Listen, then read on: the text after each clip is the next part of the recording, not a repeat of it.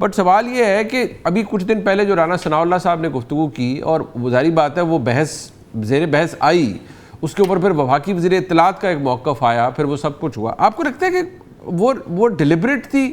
کیونکہ ایک اس پہ تجزیہ یہ بھی تھا کہ نہیں جان بوجھ کر حکومت جان بوجھ کر بھی اس طرح حرکتیں کرتی ہے کہ عمران خان صاحب کے لیے اگر کوئی گنجائش پیدا ہونی بھی چاہیے تو ان کے لیے جو یہ نعرہ ہے کہ جی ڈٹ کے کھڑا ہے کپتان, وہ ساتھ ہی رہے تاکہ خان صاحب کبھی معاملات ان کے ٹھیک نہ ہوں اور وہ رہیں اندر ہی.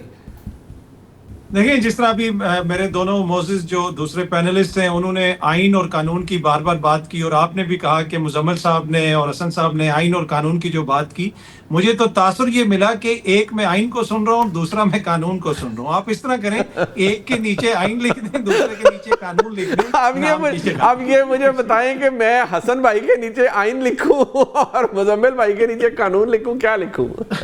یہ میں آپ پہ چھوڑ دیتا ہوں, آپ فیصلہ کر لیں. ایک کے نیچے آئین لکھیں, دوسرے کے نیچے قانون لکھیں. آپ کے نیچے کیا لکھوں؟ آپ کے نیچے مظلوم جمہوریت عوام لکھیں.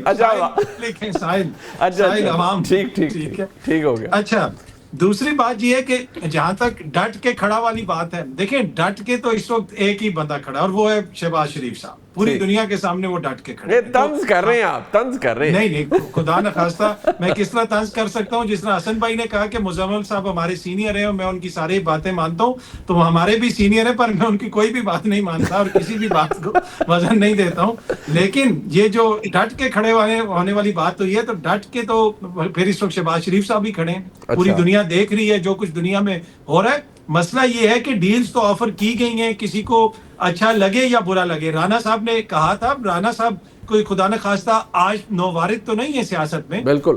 اگر انہوں نے اتنی سنجیدہ بات کی تھی تو اس کے پیچھے ایک بیک گراؤنڈ تھا کہ خان صاحب کو یہ آفرز کی گئی, اور ڈیل کیا آفر کی جا رہی کہ بھائی خاموش ہو جاؤ, اس نظام کو چلنے دو, تمہارا جو وزن ہے وہ یہ جو سیاسی دیگر لوگ ہیں یہ اٹھانے کے قابل نہیں ہیں. اگر عمران خان کا یہ سیاسی وزن اٹھا سکتے ہوتے تو عمران خان کے ملاقات کے اوپر, تصویر کے اوپر, بیان کے اوپر, ہر چیز پہ ایسے پابندی ہوتی. دیکھیں نا, جب خان صاحب کی حکومت تھی نظام ان کے ساتھ بھی تھا, نظام کو میاں صاحب سے بھی گلے شکوے تھے, لیکن تمام تر چیزوں کے باوجود ان کی تقاریر بھی چل رہی تھی, سب کچھ چل رہا تھا, اور وہ نظام پھر بھی اس بوجھ کو برداشت کر رہا تھا. تو ابھی ایشو یہ ہے کہ یہ جو موجودہ سیاسی نظام ہے یہ عمران خان صاحب کی سیاست کا وزن نہیں اٹھا سکتا. جہاں تک یہ تعلق ہے کہ کیا چیزیں کوئی بہتر ہوں گی, دیکھیں مجھے فی الحال چیزیں اس طرح بہتر ہوتی بھی نظر نہیں آ رہی, اور وہ اس میں پرابلم وہی ہے کہ یہ سسٹم کو چلنے دیا جائے. الیکشنز کے اوپر آپ بات نہ کریں, اگلے الیکشنز کے حوالے سے بات کر لیں. کیا اس کے اوپر تحریک انصاف راضی ہوگی؟ مجھے وہ فی الحال نہیں لگتا کہ ہم اس نہج پہ پہنچے ہیں کہ جہاں پہ موجودہ سیٹ اپ کے لیے کوئی مشکلات کھڑی ہوں. لیکن موجودہ سیٹ اپ کو, یہ میں آپ کو بڑی خبر کی بنیاد پہ بتا رہا ہوں, موجودہ سیٹ اپ کو یہ مشکل کہیں پہ نظر آنی شروع ہو گئی ہے, اور زرداری صاحب نے اس کو بھانپ لیا ہے, اور یہ اگلے دنوں میں, آنے والے دنوں میں ہو سکتا ہے کچھ مزید چیزیں سامنے آئیں. جو زرداری صاحب کے لہجے میں تلخی ہے وہ بغیر کسی وجہ کے نہیں ہے.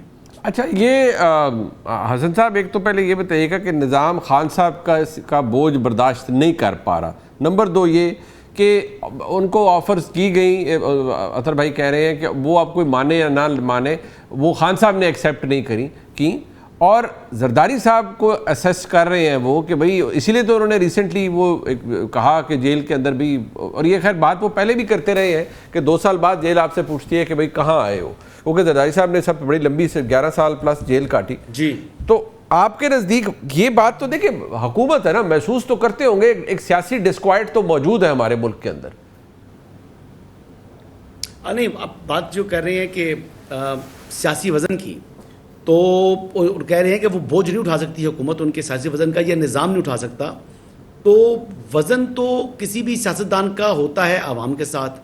اب جس طریقے سے بتا رہے ہیں کہ وہ جتنے مقبول ہیں, آپ کو معلوم ہے کہ ریسنٹلی جتنی بھی ایجیٹیشن کی کالز تھیں, چاہے وہ اگست کی وہ کال جس کو لیڈ عمران احمد نیازی صاحب نے خود کرنا تھا, اس میں تو آپ کو معلوم ہے کہ ملک بھر میں کئی 100 ملین لوگ نکل آئے تھے باہر. ٹھیک ہے, وہ کئی 100 ملین لوگوں کا جب جمع غفیر نکلا تو حکومت کے تو ہے وہ کہتے ہیں کہ ٹانگیں کام کی.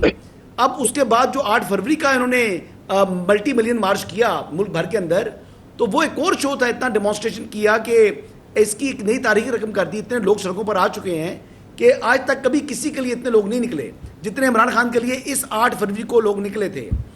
جو کال تھی محمود خان اچکزئی صاحب بھی اس میں شامل تھے. بسنت تو لوگوں نے منائی نہیں لاہور میں. لاہور میں لوگوں نے کوئی یعنی بسنت وغیرہ نہیں کی, تمام لوگ صرف عمران خان کی رہائی کے لیے باہر نکل آئے تھے. تو اس وجہ سے بہت بڑا وہ تو ڈرتے ہیں نا آپ سے, اور حسن ایوب صاحب لوگ آپ سے ڈرتے بھی ہیں نا, آپ مطلب سختی کرتے ہیں, ڈنڈا سوٹا چلاتے ہیں. وہ جس طرح کی گفتگو نہیں سر, میں کہہ رہا ہوں لوگ نکلے ہیں. اطہر کاظمی صاحب کہہ رہے تبھی بوجھ ہے نا.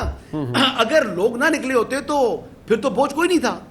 اب اطہر کاظمی صاحب کہہ رہے ہیں کہ بوجھ بہت زیادہ ہے. نظام یہ موجودہ جو سیاسی نظام ہے وہ عمران خان صاحب کے جو بوجھ ہے وزن ہے اس کو نہیں اٹھا سکتا. تو اس کے لیے عوام کی جو ہے پاپولیرٹی ہے نا, اور کیا ہے. پھر ضمنی الیکشن میں جو بوجھ انہوں نے ظاہر کیا, انہوں نے دکھایا جناب کہ کلین سویپ کر دیا پاکستان تحریک انصاف نے. اب مسلم لیگ نواز تو کہیں دکھائی نہیں دی, پیپلز پارٹی کا کہیں نشان نہیں تھا, لیکن پی ٹی آئی جو ہے اس کو لوگوں نے جناب صاحب نے ووٹ دیا ضمنی انتخابات میں. تو بوجھ بہت زیادہ ہے اس نظام کے اوپر عمران خان صاحب کا.